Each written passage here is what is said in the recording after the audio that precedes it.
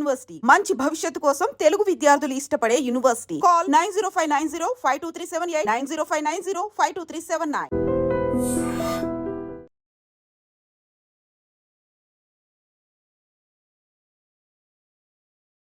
శ్రీకాకుళం జిల్లా సింగుపురం హైవేపై ఘోరమైన రోడ్డు ప్రమాదం జరిగింది. ఈ ప్రమాదంలో ఒకరు అక్కడికక్కడే మృతి చెందగా 8 మంది తీవ్రంగా గాయపడ్డారు. క్షతగాత్రులను హుటాహుటిన స్థానిక హాస్పిటల్కి అయితే హైవే పెట్రోలింగ్ పోలీసులు తరలించారు. అయితే ఒడిశాలోని కోరాపుట్ నుండి బరంపురం వైపు వెళ్తున్నటువంటి ప్రైవేటు ట్రావెల్ బస్సు, అందులో 35 మంది ప్రయాణిస్తున్నారు. ఈ బస్సు ముందు వెళ్తున్నటువంటి లారీని బలంగా ఢీకొట్టడంతో ఆ బస్సులో ప్రయాణిస్తున్నటువంటి 8 మందికి తీవ్రమైనటువంటి గాయాలయ్యాయి. హైవే పెట్రోలింగ్ పోలీసులు సంఘటనా స్థలానికి చేరుకొని రెస్క్యూ చేసి బస్సు ఫ్రంట్ భాగం అంతా కూడా పూర్తిగా నుజ్జునుజ్జైంది. అలానే ముందు వెళ్తున్న లారీని ఏదైతే బస్ ఢీకొట్టిందో లారీ కూడా పూర్తిగా ధ్వంసమైనటువంటి పరిస్థితి. అయితే ఈ బస్సులో ఇరుక్కున్నటువంటి తీవ్రంగా గాయపడిన క్షతగాత్రులను రెస్క్యూ చేసి తరలిస్తున్న టైంలో వెనుక నుంచి, అంటే హైవేపై ప్రమాదం జరిగింది కాబట్టి అటుగా వెళ్తున్నటువంటి గ్రానైట్ తరలిస్తున్న లారీ సడన్గా బ్రేక్ వేసింది. ఎందుకంటే అక్కడ రెస్క్యూ జరుగుతుంది, ఏదో రోడ్డు ప్రమాదం జరిగిందని. ఈ గ్రానైట్తో వెళ్తున్న లారీ ఏదైతే ఉందో లారీ డ్రైవర్ సడన్ బ్రేక్ వేయటంతో ఆ లారీపై ఉన్నటువంటి పెద్ద పెద్ద గ్రానైట్ రాళ్ళు వచ్చి అదే లారీ పైన డ్రైవర్ క్యాబిన్ పైన పడటంతో పూర్తిగా నుజ్జైంది. అందులో ఆ డ్రైవర్ అయితే అక్కడికక్కడే ప్రాణాలు విడిచాడు.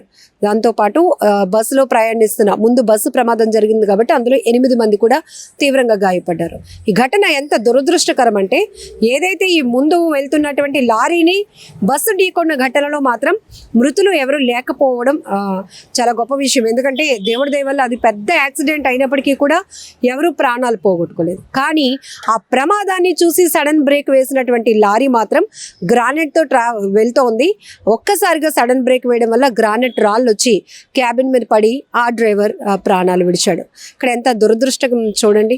ఇలాంటి ఘటనలు విన్నప్పుడు చాలా షాక్ అనిపిస్తూ ఉంటుంది.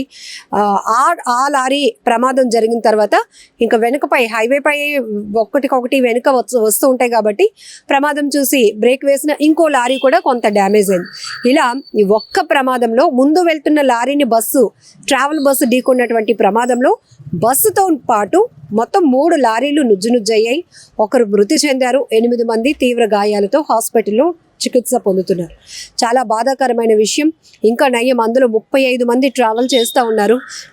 ప్రైవేట్ బస్సులు కొంత స్పీడ్ కంట్రోల్ అనేది తగ్గించుకోవాల్సిన అవసరం ఉంది. హైవే పైన చాలా స్పీడ్గా వెళ్తూ ఉంటాయి. ఒకవేళ ముందు కానీ పక్క కానీ వెనకాతలు వచ్చేవాళ్ళు సడన్గా ఎలాంటి సిచ్యువేషన్లో ప్రమాదాలు జరుగుతాయో కూడా ఊహించలేం. ఇలా సడన్ బ్రేక్ వేసి కూడా ఒక వ్యక్తి ప్రాణాలు కోల్పోయాడంటే ఎంత బాధాకరమైన విషయం కూడా మనం అర్థం చేసుకోవచ్చు. రోడ్డు ప్రమాదాలు అయితే మాత్రం చాలామంది విలువైన ప్రాణాలు పోగొట్టుకుంటున్నారు. కొన్ని కుటుంబాలు రోడ్డు పాలైపోతూ ఉన్నాయి. ఎందుకంటే అప్పటి వరకు కొన్ని గంటల్లో, నిమిషాల్లో, క్షణాల్లో ఇంటికి వెళ్ళిపోవాల్సిన వాళ్ళు కూడా రోడ్డుపైనే ప్రమాదానికి గురై ప్రాణాలు కోల్పోతున్నటువంటి పరిస్థితులు మనం చూస్తూ ఉన్నాం. ఈ మధ్య కాలంలో ఎక్కువగా రోడ్ యాక్సిడెంట్స్ అనేవి జరగటం, అందులో ప్రాణాలు పోగొట్టుకుంటూ ఉండటం, కొన్ని సెల్ఫ్ యాక్సిడెంట్స్ జరుగుతున్నాయి. కొన్ని అయితే ఒక వాహనంకు మరొక వాహనం ఢీకొట్టడం, ఓవర్టేక్ చేసే టైంలో కావచ్చు, ఓవర్ స్పీడ్తో వెళ్తూ కంట్రోల్ తప్పి వాహనాలు అదుపు తప్పి బోల్తా పడుతూ ఉంటూ ప్రమాదాలు జరిగి ప్రాణాలు పోగొట్టుకుంటున్నారు. ఏదేమైనా చాలా బాధాకరమైన విషయం. మరి లారీ డ్రైవర్ చాలా దురదృష్టవంతుడు. ఎందుకంటే ఆయన వాహనాన్ని ఆయన కానీ ఎవరిని ఢీకొనలేదు. కానీ ఒక ప్రమాదాన్ని చూసి ఆయన అక్కడ రెస్క్యూ జరుగుతోంది కదా పాపం అని సడన్ బ్రేక్ వేసేటప్పటికి ఆ గ్రానైట్తో వెళ్తున్నటువంటి ఆ లారీ నుంచి కాస్త గ్రానైట్ రాళ్ళు పడి క్యాబిన్ అంతా మొత్తం పూర్తిగా ధ్వంసమైంది. మీరు విజువల్స్లో చూస్తున్నారు. పూర్తిగా అంత పెద్ద పెద్ద, అంటే చాలా హెవీ వెయిట్ ఉంటాయి కాబట్టి ఆ గ్రానైట్ రాళ్ళు ముందున క్యాబిన్ పైన పడటంతో ఆయన అక్కడికక్కడే ప్రాణాలు కోల్పోయారు. ఏదేమైనా ఈ బస్సు లారీని ఢీకొన్నటువంటి ప్రమాదంలో క్షతగాత్రులైన వారు త్వరగా కోలుకోవాలని మనమందరం కూడా భగవంతుని ప్రార్థిద్దాం. సో మొత్తానికి హైవే పెట్రోలింగ్ పోలీసులు మాత్రం ఘటనా స్థలానికి ఇమీడియట్గా చేరుకొని అక్కడ వారికి సహాయక చర్యలు చేపట్టారు. స్థానికులు కూడా కొంతమంది హైవే పైన వెహికల్స్ ఆపి మరీ రెస్క్యూలో పార్టిసిపేట్ చేసిన వాళ్ళు కూడా ఉన్నారు. ఎందుకంటే వాళ్ళ ఆర్తనాదాలు అప్పటికే ప్రమాదం చాలా తీవ్రంగా జరిగింది. ఎందుకంటే చాలా బలంగా ముందు వెళ్తున్న లారీని ట్రావెల్ బస్ ఢీకొనటం వల్ల మొత్తం బస్సు ఫ్రంట్ ఎలివేషన్ మీరు చూస్తున్నారు విజువల్స్ లో ఎంతలా డ్యామేజ్ అయిందో. ఇంకా మనుషులు ఎవరికి ప్రాణాపాయం లేకుండా గాయాలతో బయటపడడం అనేది మాత్రం థ్యాంక్ గాడ్ అనేది చెప్పాలి. ఏదేమైనా ఇలాంటి ఘటనలు చాలా బాధాకరం. రోడ్డు ప్రమాదాలు జరుగుతూ ఉన్నాయి. రోడ్డు ప్రమాదాలపై ఎప్పటికప్పుడు పోలీసులు అప్రమత్తం చేస్తూనే ఉన్నారు. స్టీరింగ్ మీ కంట్రోల్లో ఉందని మీరు అనుకుంటారు, కానీ మీరు ఓవర్ స్పీడ్గా వెళ్తే ఎప్పుడు ఎటు నుంచి ఎలాంటి ప్రమాదం జరుగుతుందో తెలీదు. మీ పైన డిపెండ్ అయిన ట్రావెలర్స్ వాళ్ళ పరిస్థితి ఏంటి అనేది కూడా ఇక్కడ మనం చూడొచ్చు. అతి వేగం ఎంత అనర్థాలకు తావిస్తోంది. అతి వేగం వల్ల ఎంతో మంది ప్రాణాలు పోతున్నాయి.